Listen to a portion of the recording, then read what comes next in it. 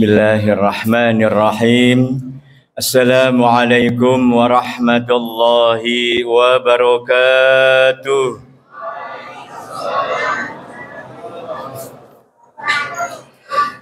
Alhamdulillahi rabbil alamin wal aqibatu lil muttaqin. Ashhadu an la ilaha illallah al-malikul haqqul mubin wa ashhadu anna Muhammadur Rasulullah shadiqul wa'dil amin.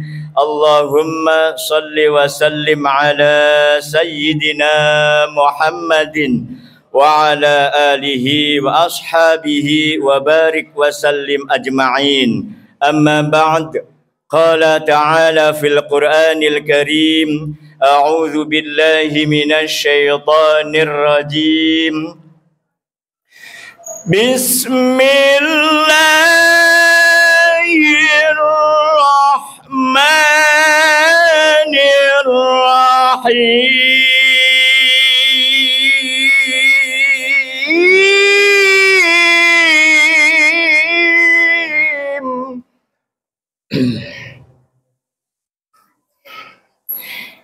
Ya ayyuhalladzina amanu kutiba alaikumus siyam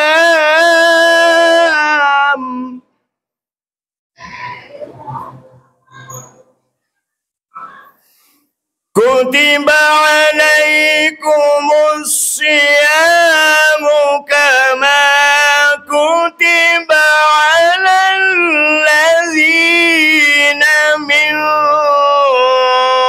qablikum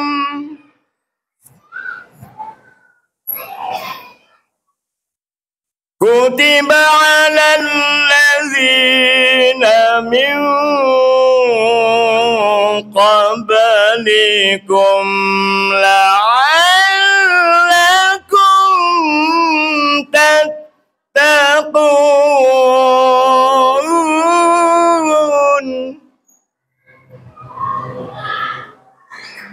Wa qala Rasulullah sallallahu alaihi wasallam, man shoma ramadhana imanan wa ihtisaban ghufira lahu ma taqaddama min dhanbihi.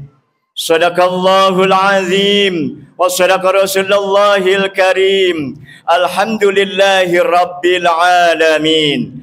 Alhamdulillahi rabbil alamin. Bapak-bapak, ibu-ibu serta anak-anakku yang dimuliakan Allah, marilah kita panjatkan puji dan syukur kehadirat Allah Subhanahu wa taala yang telah mengaruniakan nikmat begitu banyak kepada kita, terutama nikmat iman, nikmat Islam, nikmat kesempatan, nikmat sehat wal afiat. Hingga saat ini kita bisa hadir untuk melaksanakan rangkaian ibadah di bulan suci Ramadan, bulan yang penuh keberkahan.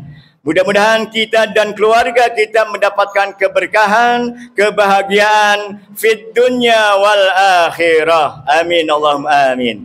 Salawat dan salam tentunya kepada junjungan alam, revolusi alam, Nabi besar kita Nabi Muhammad sallallahu alaihi wasallam, pada keluarganya, sahabatnya, tabi'in, dan mudah-mudahan sampailah kepada kita yang senantiasa tentunya mengikuti apa-apa yang dicontohkan dan dilakukan oleh Rasulullah sallallahu alaihi wasallam. Mudah-mudahan kita dan keluarga kita mendapatkan syafaatul uzma di yaumil akhir. Amin Allahumma amin. Sidang tarawih yang dimuliakan Allah, berkaitan dengan tausiah tarawih ini, alhamdulillah saya dikasih judul tentang kekeliruan orang yang berpuasa. Nah, maka saya ambil kalau kekeliruan kemungkinannya ada beberapa. Yang pertama, mungkin orangnya nggak mau belajar. Betul? Maka harus belajar. Tolabul ilmi faridotun ala kulli muslimin wal muslimah limatin. Tolabul ilmi itu wajib agar ibadah-ibadah kita senantiasa memenuhi syarat dan rukunnya dari ibadah itu sendiri. Maka kalau ada orang yang berpuasa yang kekeliru atau keliru, ya, atau ibadah-ibadah yang lain tidak memenuhi syarat dari ibadah itu sendiri, tentunya ibadah itu tidak akan diterima oleh Allah Subhanahu wa taala. Yang kedua, mungkin orangnya maaf nih, ya, sok tahu, saya penting puasa Pak Ustadz, penting sholat. Padahal lihat di dalam hadis Rasulullah Sallallahu Alaihi Wasallam ini berkaitan dengan niat, ya. Maka saya ambil niat ini dalam kumpulan kitab-kitab hadis yang Darussalam kalau sampaikan setiap subuh ini, yaitu hadis yang pertama tentang an-niyat. An Amiril Mukminin Abi Hafs Umar ibnul At-Talib, Umar ibnul Khattab radhiyallahu anhu qala sami'tu Rasulullah sallallahu alaihi wasallam yaqulu innamal a'malu binniyat. Ini hadis ini yang terkenal, yang familiar, kita sering innamal a'malu binniyat Pak Ustadz. Betul. Nah, secara hadis panjangnya seperti ini. Innamal a'malu binniyat wa innama likulli imri'in ma ta'nawa wa faman kanat hijratuhu ilallahi wa rasulih fa hijratuhu ilallahi wa rasulihi wa man kanat hijratuhu lidunya yusibuha aw imra'atin yankihuha famin fahijratuhu ila ma hajaraha ilaihi rawahul Bukhari Muslim. Yang kurang lebih artinya dari Amirul Mukminin Abu Hafs Umar bin Khattab radhiyallahu anhu, ia berkata, saya mendengar Rasulullah sallallahu alaihi wasallam bersabda, setiap amal disertai dengan niat. Setiap amal seseorang tergantung dengan apa yang diniatkannya. Karena niat itu, ya, karena niat itu siapa saja yang hijrahnya dari Mekah ke Madinah karena Allah dan Rasulnya, maka hijrahnya melakukan hijrah demi mengagungkan Allah dan Rasulnya, melaksanakan perintah Allah dan Rasulnya, maka hijrahnya dia tertuju kepada Allah dan Rasulnya. Artinya diterima oleh Allah Subhanahu wa ta'ala. Ini asbabul wurudnya. Tapi khitabnya adalah untuk umat Nabi kita Muhammad sallallahu alaihi wasallam. Setiap amaliyah kita yang kita lakukan, baik wajib, sunnah ataupun mubah, maka itu tergantung daripada niatnya. Kita lanjutkan. Nah, tetapi siapa yang niat melakukan hijrah demi kepentingan dunia yang akan diperolehnya atau karena perempuan yang akan dinikahinya, maka hijrahnya sebatas kepada sesuatu yang menjadi tujuannya. Artinya hijrah orang-orang yang karena duniawi, karena dia ingin nikah dengan orang Madinah misalkan, karena kita niatnya untuk hal-hal yang lain selain kepada Allah, maka niatnya, ibadahnya tidak akan diterima oleh Allah Subhanahu wa ta'ala. Na'udzubillah min dzalik. Maka kita lihat di dalam Safinatun Najah ada tingkatan-tingkatan niat, ya.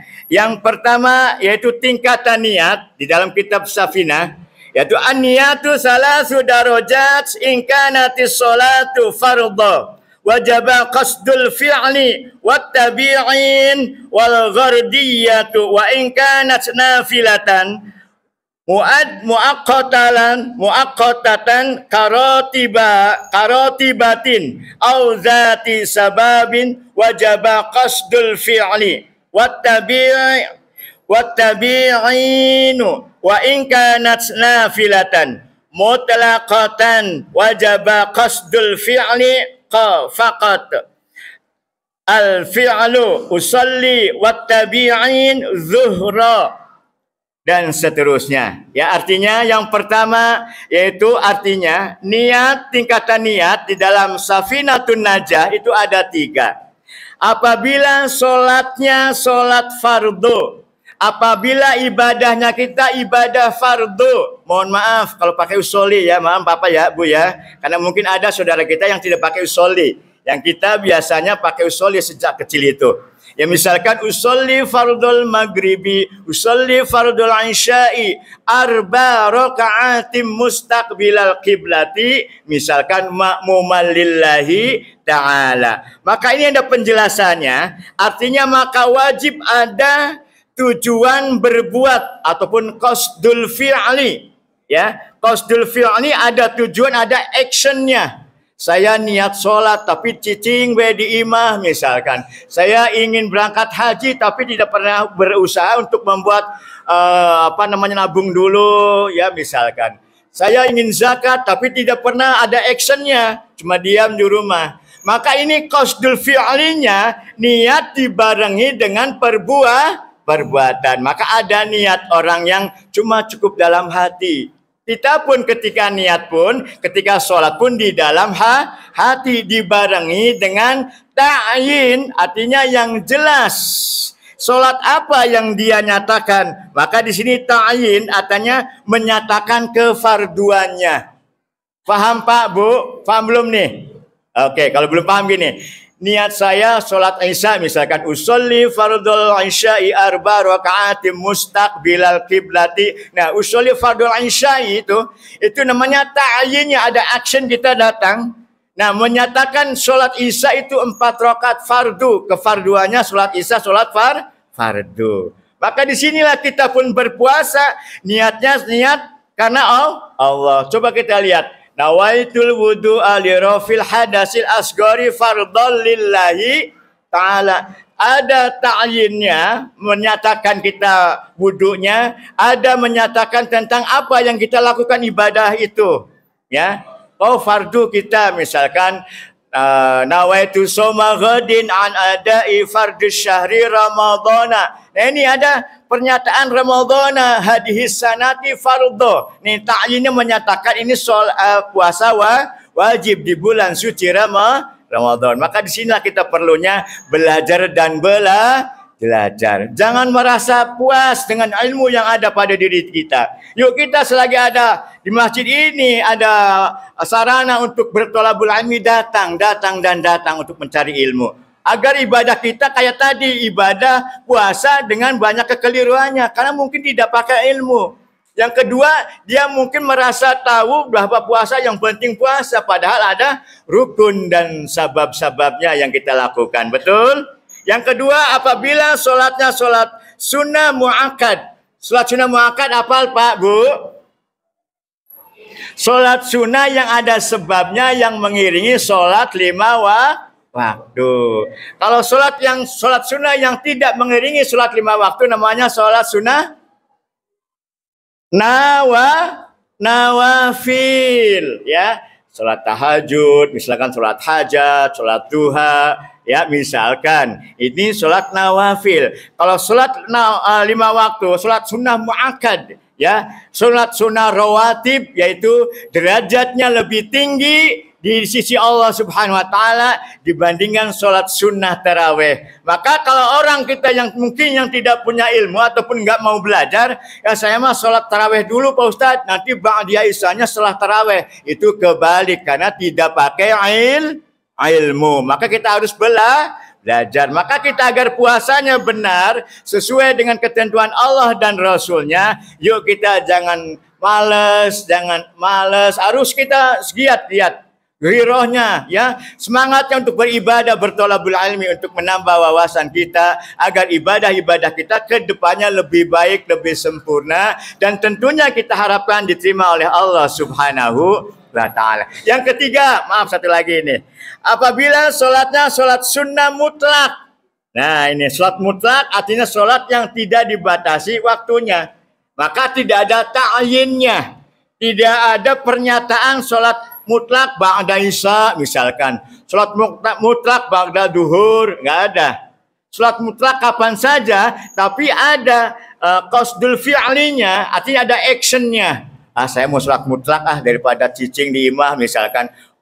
Wudu dengan baik, dengan sempurna baru salat Allahu Akbar. 2 rakaat. Silakan niat saya salat sunnah mutlak 2 rakaat karena Allah Ta'ala. Jadi mungkin yang saya beri tugas tadi, artinya orang yang berpuasa yang dengan banyak kekeliruannya, ya kemungkinan tadi orangnya nggak mau belajar, orangnya sok tahu misalkan, malas untuk belajar, maka yuk Ibu, ini semangat bagi kita, termasuk saya sendiri, ayo kita setiap subuh ada pengajian-pengajian, belajar dan belajar, ya jangan merasa bosan tentang ilmu Allah, betul? Yuk, sisihkan waktu kita, gunakan amanah dari Allah ini, kesehatan dan sebagainya di jalan Allah Subhanahu wa taala untuk bertolabul ilmi agar ibadah kita lebih baik dari ibadah-ibadah sebelumnya dan tentunya akan diterima oleh Allah Subhanahu wa taala. Amin Allahumma amin. Itu saja, mudah-mudahan ada guna dan manfaatnya bagi kita semua. Yuk kita belajar merealisasikan, mengaplikasikan dengan kehidupan sehari-hari sesuai dengan kapasitas dan kemampuan kita masing-masing. Mohon maaf atas segala kekurangannya. Billahi taufik wal hidayah wal inayah wal afu minkum. Wassalamualaikum warahmatullahi wabarakatuh.